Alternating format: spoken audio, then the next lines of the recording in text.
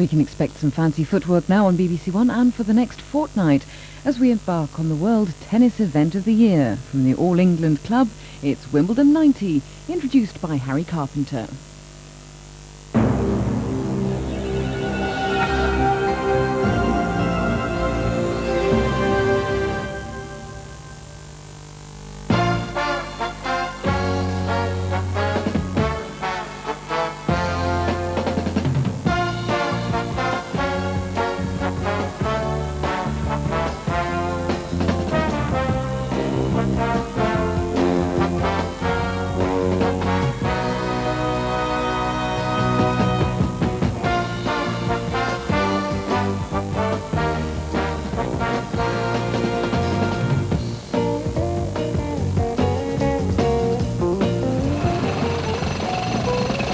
Just 4 months ago, the world-famous centre court looked more like a building site.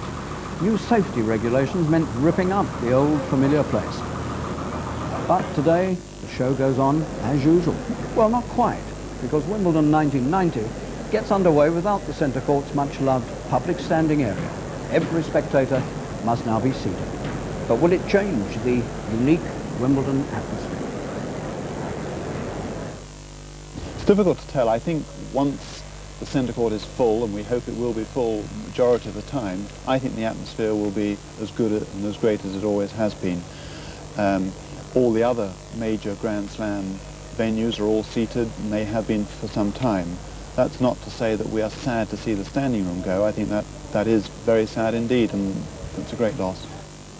The reason for the ripping up and rebuilding was simply that tennis, like other sports, is paying the price of crowd disasters at football grounds. They wouldn't have got their safety certificate from the local council if they hadn't taken away the standing area. That certificate, by the way, was placed in Wimbledon's hands only last Friday. Today, the centre court capacity is just over 13,000, some 1,500 down on the old figures.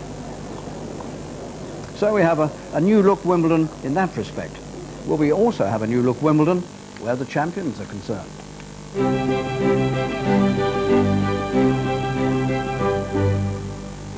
Boris Becker, for example, still only 22, but already champion 3 times, a finalist 4 times in the past 5 years. But the young man's grass court superiority is under threat from, of all people, Ivan Lendl. The so-called doer Czech, previously thought to be very vulnerable, not to say dull on grass, is suddenly the public's hero. He won on grass at Beckenham and then wiped Becker off the court at Queen's.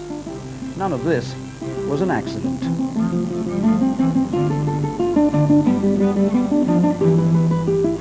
Lendl's fed up with not winning Wimbledon after 10 attempts. He bypassed the French Open, that's on clay, to give himself a thorough build-up to Wimbledon on grass. And it's worked.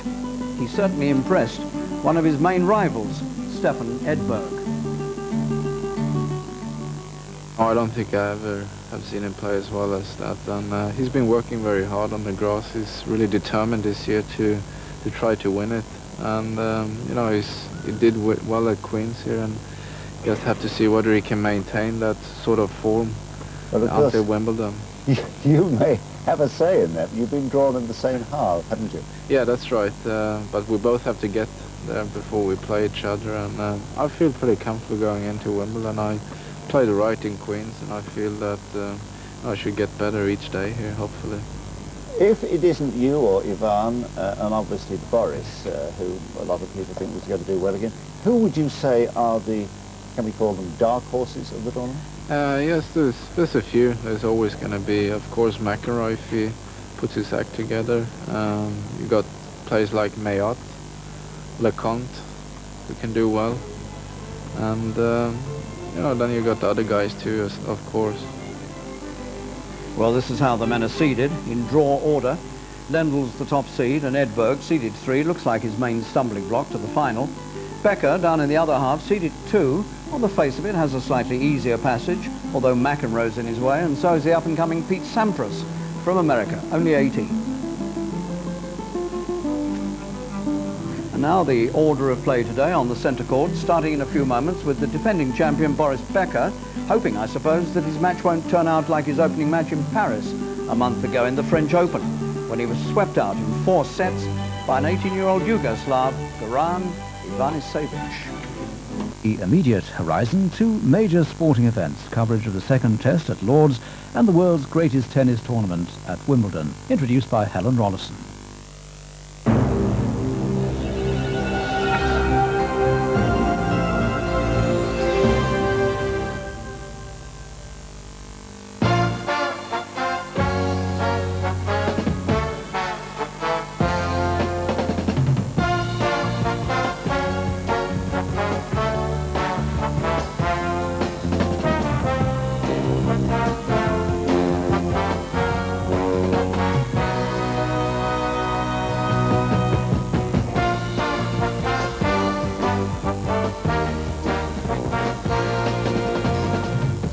Good afternoon. Welcome to our BBC Two coverage of Wimbledon 90. We'll be here every day in the afternoon and the evening, keeping you up to date on all the results. You're unlikely to miss a shot, or certainly not the important ones anyway. I'm delighted to say that the weather has held up today. It's looking pretty good out there, a few bits of blue sky showing through. Now in a moment we'll be going off to the cricket at Lord's for the test match, but before we go, let me tell you what the order of play is on the centre court today. Luis Herrera of Mexico up against the defending champion Boris Becker, 3 times champion here. Lost at Queen's to Ivan Lendl 1.5 weeks ago, not looking so happy these days. And Simon Ewell is 121 in the world, he's from Australia. He's taking on Henri Leconte, 26 in the world at the moment, the left-handed player, and he's seeded 15 here. He reached the quarter-finals of the French Open, you may remember, and lost to Jonas Svensson. The third match on court is an all-Australian affair, the first time since 1939, though, that there have been no seeded Australian players here at Wimbledon. John Fitzgerald, 30 years old, he lost to McEnroe last year in the last 16, up against Mark Woodford, who in fact is McEnroe's doubles partner. He won the US Open with McEnroe last year, also left-handed.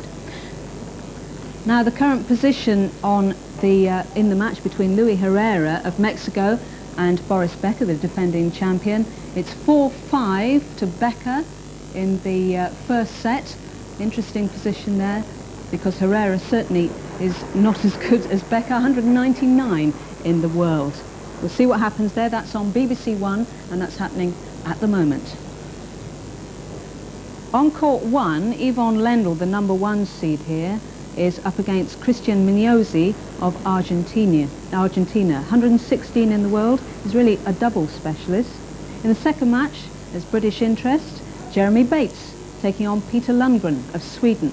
You remember his game? Lendl really had a run for his money last year with him in the 4th round. Jeremy Bates, the only British male player to gain a direct entry into the Wimbledon draw, 92nd in the world at the moment.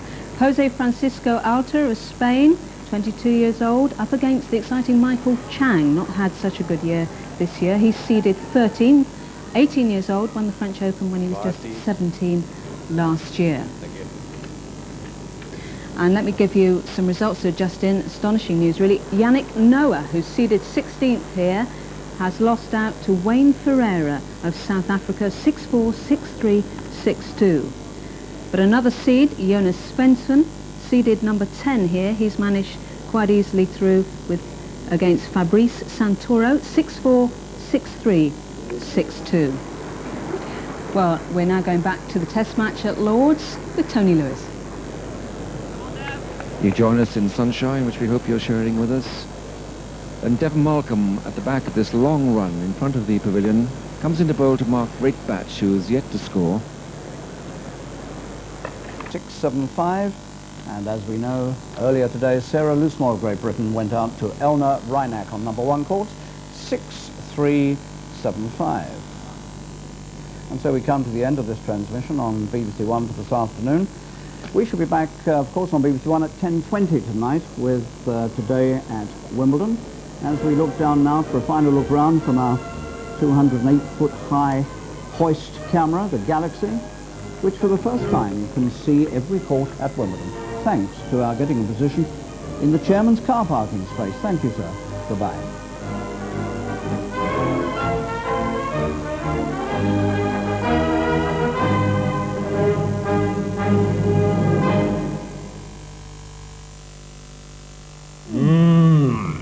Oh, that's beautiful. You know, if Kim Basinger were a pudding. My sweet tooth is not fully developed. It's certainly the most interesting thing that's ever come from Switzerland. A bit nervous when I'm judging. Doggy bag, please. This is sort of like a disassembled ratatouille, isn't it? Yeah, if you dropped it, it'd be that. It's weird, but I like it. MasterChef starts Monday at 7:30 on 1.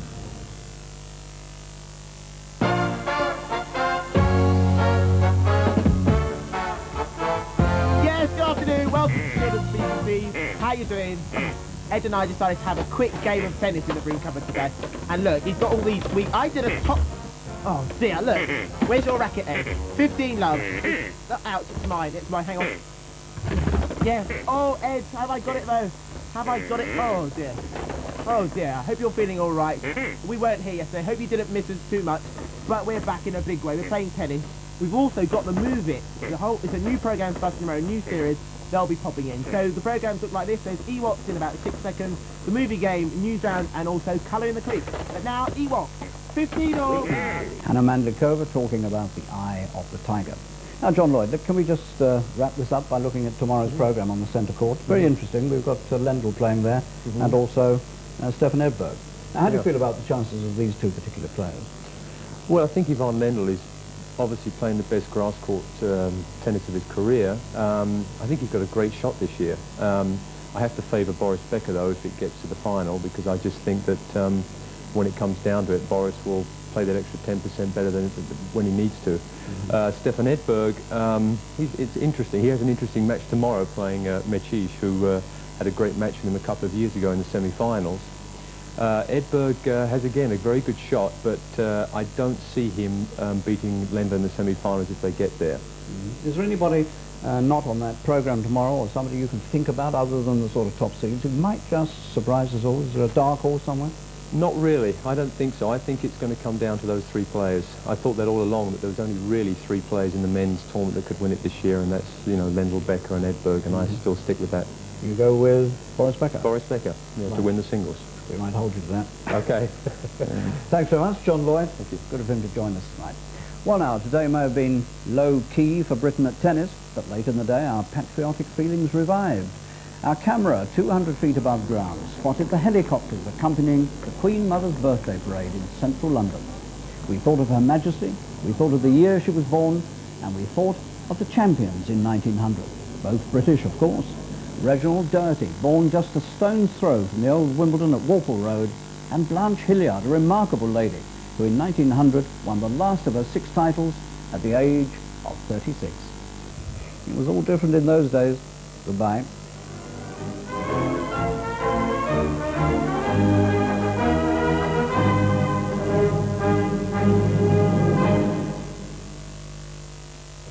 And for those of you who prefer to get about in your tennis blanks, there's news of growing pressure from players and sponsors for Wimbledon to abandon its rules that only predominate.